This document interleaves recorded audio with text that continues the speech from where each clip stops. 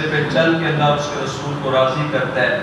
کون برائی کے رستے پہ چل کے اللہ اس کے رسول کو ناراض کرتا ہے۔ اب یہ صلہ تو دنیا میں بھی انسان کو بہرحال ملتا ہے۔ نبی علیہ السلام نے فرمایا کہ تمہارے بہت سے گناہوں سے اللہ تعالیٰ درگزر فرما دیتا ہے، لیکن یہ جو خارش تک ہوتی ہے نا، یہ بھی کسی نہ کسی خطا کا نتیجہ ہوتا ہے۔ انسانی جسم میں جو خارش ہوتی ہے نا، یہ بھی کسی نہ کسی خطا کا نتیجہ ہوتا ہے، ورنہ فرمایا کہ اللہ بہت سی خطاؤں سے ویسے درگزر فرما دیتا ہے۔ پھر قبر میں مشکلات کا سامنا ہے، تو وہ بڑا ہی مشکل وقت ہے۔ حضور کے بڑے ہی پیارے صحابی حضرت سعد بن معاذ رضی اللہ تعالی عنہ، یہ وہ خوش نصیب بندہ ہے کہ جس کے جنازے میں شریک ہونے کے لیے نبی علیہ السلام تشریف لائے ہیں۔ تو حضور علیہ السلام کی ابھی پگ، جسے کہتے ہیں نا پنجابی میں پگاں نے پار چلا، یعنی انگلیوں پہ پورا قدم مبارک حضور نے لگایا زمین پر۔ حضور اپنی پاؤں کی انگلیوں مبارک پہ چل کے دوڑتے ہوئے تشریف لائے ہیں، اور عرض کی کہ محبوب یہ پورا قدم نہ لگانے کی وجہ، فرمایا تمہیں پتہ نہیں، سعد کے جنازے کے لیے 70,000 ایسے فرشتے اللہ نے بھیجے ہیں جو آج سے پہلے کبھی بھی دنیا پر نہیں آئے، یہ صرف سعد کے جنازے میں شریک ہونے کے لیے آئے۔ اور پھر آقا علیہ السلام نے فرمایا، ویسے تو حضور نے فرمایا جب کوئی بھی بندہ مومن اس دنیا سے جاتا ہے تو اس کی روح ریشمی رومال کے اندر فرشتے سنبھال کے اللہ کے حضور لے جاتے ہیں، اور وہ اللہ کے عرش کے نیچے جمع ہو جاتی ہیں روحیں، اور فرمایا کہ وہ اس طرح اللہ کا ذکر کرتی ہیں جس طرح تم شہد کی مکھیوں کی بنبناہٹ کو سنتے ہو نا، تمہیں سمجھ نہیں آتی، اس طرح ان کا جو ذکر ہے اللہ کے عرش کے نیچے، وہ اس طرح اللہ کے ذکر میں نیک روحیں مصروف ہو جاتی ہیں، اور ان کو فرشتے سنتے ہیں، اسی طرح سنتے ہیں جس طرح وہ مکھیوں کی بنبناہٹ کی آواز ہوتی ہے۔ تو سعد رضی اللہ تعالیٰ عنہ کو یہ سعادت حاصل ہے کہ حضور سید کائنات صلی اللہ علیہ وسلم نے فرمایا، جو ہی سعد کی روح اللہ کے عرش کے پاس پہنچی ہے، اللہ کا عرش بھی وجد میں آ گیا۔ اتنا متبرک آدمی ہے، اتنا پاکیزہ اور اتنا اعلیٰ شان والا آدمی ہے۔ جب آپ کو قبر مبارک میں رکھا گیا، حضور سید کائنات صلی اللہ علیہ وآلہ وسلم قبر مبارک میں کچھ دیر کے لیے کھڑے ہوئے، اور حضور علیہ السلام نے سبحان اللہ کہنا شروع کر دیا، اللہ کی تسبیحات بیان کرنا شروع کیا، اور پھر ایک جملہ فرمایا، اور میں لوگوں اگر کوئی قبر کی اس آزمائش سے بچ پاتا نا تو وہ سعد بچتا۔ اگر قبر کی اس آزمائش سے جو میں دیکھ رہا ہوں، اگر اس سے کوئی بچ پاتا تو وہ سعد بچتا۔ اللہ نے تمہارے نبی کی برکت کی وجہ سے سعد کے لیے اس مشکل کو بھی آسان کر دیا، اور وہ کیا ہے کہ جو ہی بندہ مومن کو یا کوئی بھی کافر، کوئی بھی انسان جب قبر میں رکھ دیا جاتا ہے تو اس کی قبر کئی گنا جو ہے وہ چوڑی ہوتی ہے، کھلتی جاتی ہے، اور پھر وہ آپس میں آ کے ٹکراتی ہے۔ اگر تو وہ بندہ مومن ہوگا، اگر اس نے اللہ اس کے رسول کو راضی کیا ہوگا، تو آقا علیہ السلام فرماتے ہیں کہ وہ اس کو ایسے اپنی آغوش میں لے لیتی ہے جیسے ماں اپنے بچے کو لے لیتی ہے۔ آپ نے دیکھا نا کہ ماں جس طرح اپنے بچے کو محبت سے سینے سے لگا لیتی ہے، قبر بھی اسی طرح کرتی ہے، اور اگر گناہگار ہوگا تو یہ پسیاں دوسرے میں چکر جائیں تو پھر اللہ کی عذاب شروع ہو جائیں۔ تو بتانا یہ مقصود ہے کہ اگر اس دنیا میں اور آپ اللہ اس کے رسول کو راضی کرنے میں ناکام رہے، اس میں ہم کامیاب نہ ہو سکے، دنیا میں بھی پریشانیاں تکلیفیں اسی کا سبب ہے، قبر کی پریشانیاں بھی اسی کا سبب ہے۔ قیامت کے دن جو اللہ نے کامیابی کا معیار مقرر کیا ہے، وہ سورہ حشر میں اللہ تعالیٰ نے اشارہ دیا، فرمایا لا یستوی اصحاب النار و اصحاب الجنہ اصحاب الجنہ هم الفائزون، فرمایا لوگوں جنتی اور دوزخی برابر نہیں ہو سکتے۔ اب یہ تو نہیں ہوگا کہ ایک بندہ جنت میں جا رہا اور ایک بندہ دوزخ میں جا رہا ہے، دنیا میں ہو سکتا ہے کہ سب برابر ہو جائیں، نیکوکار بھی بدکار بھی دنیا میں برابر ہو سکتے ہیں،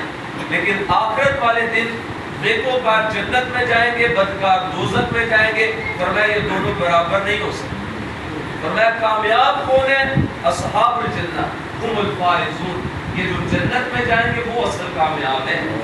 انہوں نے کامیابی حاصل کی ہے. وہ جو دوزخ میں چلے گئے وہ ناکام ہو گئے. اب جنت میں جانے والے کون ہیں؟ وقت تھوڑا میں صرف اشارہ قرآن و حدیث سے دے دوں. اللہ تعالیٰ نے ان کی علامتیں دنیا میں بھی بیان کر دی. فرمایا یہ وہ لوگ ہیں جو بس جگانہ نماز کی فکر کرتے ہیں. میں رات مجبور فتاوی شیخ ابن تیمیہ رحمۃ اللہ علیہ کا پہلی جلد دیکھی تو نماز کی حکمتوں میں سے ایک حکمت شیخ نے یہ بیان کی ہے کہ وہ کہتے ہیں کہ کل قیامت کے دن جب انسان اللہ تعالیٰ کا دیدار کرے گا نا، سب سے بڑی نعمت یہ ہونی ہے کہ اللہ تعالیٰ کا دیدار انسان کو مل جائے. تو یہ جو نماز ہے نا، یہ اس کی تیاری کے لیے کہ انسانی آنکھوں میں یہ ہمت نہیں ہے، یہ طاقت نہیں ہے کہ وہ اللہ رب العزت کے جلووں کو دیکھ سکے. آپ آزمانا چاہیں تو ننگی آنکھ کے ساتھ کبھی سورج کی طرف دیکھنے کی کوشش کریں، نظریں چندے آ جائیں گی اور اللہ رب العزت خدا جانے اس کے اللہ ہی جانتا اس کے کمالات اور اس کی شان و عظمتیں کیا ہیں. تو اس کی طرف دیکھنا پھر انسانی بس کی بات تو نہیں ہوگی. خیر اللہ جس پہ کرم کر دے. فرمایا اس کی حکمتوں میں سے ایک حکمت ہے کہ وہ بندہ نماز پڑھتا ہے کہ اپنے آپ کو تیار کر رہے اللہ کے دیدار کے لیے کہ جو ہی اللہ کے دیدار کی لذت اسے نصیب ہوگی اور یہ اپنی حیثیت کے مطابق برداشت تو نہیں کر پائے گا تو یہ اس وقت فوراً سجدے میں گر جائے گا اور سجدے میں گر کے اس لذت کو نصیب ہو، اس لذت کو لیتا رہے گا، اس مزے کو حاصل کرتا رہے گا. تو میں اور آپ جو دنیا میں اس لذت سے بھی غافل ہیں اور اللہ نہ کرے کہ قیامت کے دن بھی ہم اس سے غافل ہو. ذرا سوچے تو صحیح، اگر مجھے اور آپ کو اللہ کا دیدار نہ ہوا قیامت کے دن تو پھر کیا بنے گا. تو یہ اللہ کے دیدار میں بھی مددگار ہے. اللہ نے ان کی نشانیاں بیان کی کہ وہ نمازی زکوٰۃ ادا کرتے ہیں، دکھ درد مصیبت میں لوگوں کے کام آتے ہیں.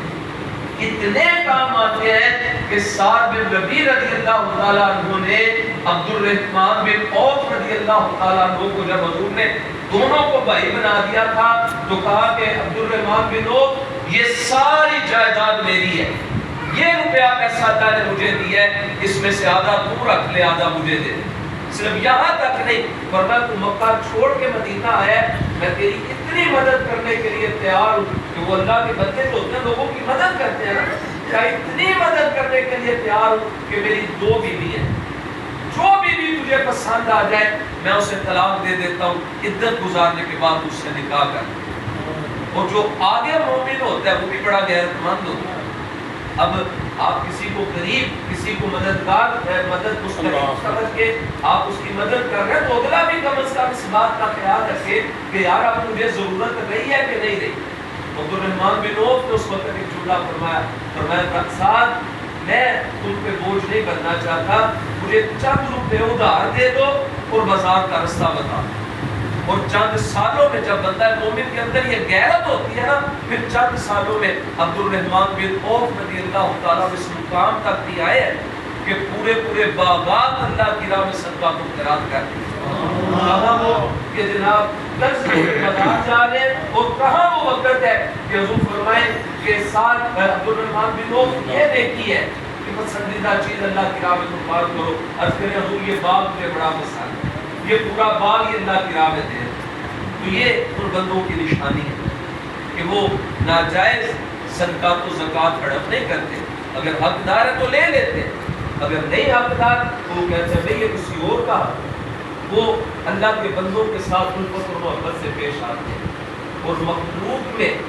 جو سب سے اہم حق ہے وہ والدین کا حق ہے. والدین کے حقوق بہت زیادہ ہے. حضور سید کائنات صلی اللہ علیہ وسلم نے خلاصہ اس کا یہ بیان فرمایا ہے. فرمایا یہ تمہاری جنت بھی ہے، تمہاری دوزخ بھی ہے. بس بات ہی ختم کر. فرمایا یہ تمہاری جنت میں جانے کا بھی ذریعہ، دوزخ میں جانے کا بھی ذریعہ. میرے حضور ویسے زمان حضرت حضرت الدین احمد رحمۃ اللہ علیہ آپ فرمایا کرتے تھے لوگوں کی نظروں میں تیرا اماں ابا جتنا مرضی بڑا رہا ہے، تیری نظروں میں بھی ہوگا کہ یار اماں ابا اللہ کے بڑے نافرمان ہیں، فرمایا لیکن تیرے لیے وہ تیرے شیخ سے بھی زیادہ اہمیت رکھتا ہے، ابا تیرا تیرے پیر سے بھی زیادہ تیرے لیے اہمیت رکھتا ہے، اور تیری اماں تیرے پیر سے بھی زیادہ تیرے لیے اہمیت رکھتی ہے۔ کیوں کہ پیر کے ساتھ اس نے سلوک دین کی وجہ سے ہے، اور جس دین کی وجہ سے تو ان کی خدمت کرتا ہے نا، اس دین نے اللہ کی عبادت کے بعد سب سے زیادہ حق اللہ اس کے رسول نے والدین کا رکھا ہے، اماں اور ابے کا رکھا ہے۔ جو سید کائنات صلی اللہ علیہ وسلم کے پاس ایک بندہ آیا، صحابی آئے، اس کی یا رسول اللہ میرا بچہ مال تو مجھے دیتا ہے، پیسے دیتا ہے، لیکن اتنے ہی نہیں دیتا کہ جس سے گزارا ہو سکتا۔ حضور بلایا بیٹے کو، میں ہاں بھائی، از کے اللہ نبی میں دیتا تو ہوئی، اب ابا جی کو بھی تو چاہیے نا کفایت شاری کرے، ہاتھ ہولا رکھ کے خرچ کرے۔ تو حضور ابے سے کچھ نہیں کہا، حضور نے بیٹے سے مخاطب ہو کے جملہ فرمایا جس مال پہ تو آج بڑا قرار ہے نا، جس مال کا آج تجھے بڑا وہ چڑھا ہوا ہے کہ جی میں یہ کر رہا ہوں ابے کے لیے، میں یہ اماں کے لیے کر رہا ہوں، فرمایا انت و مالک لی ابیک،